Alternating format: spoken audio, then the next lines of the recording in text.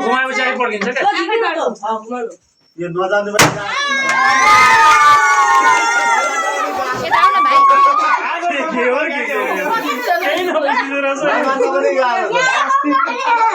यत्रो किन पढ्नु दुईटा बेला पढ्नु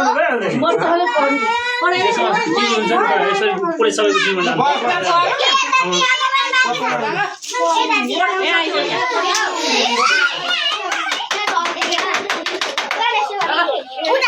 You can.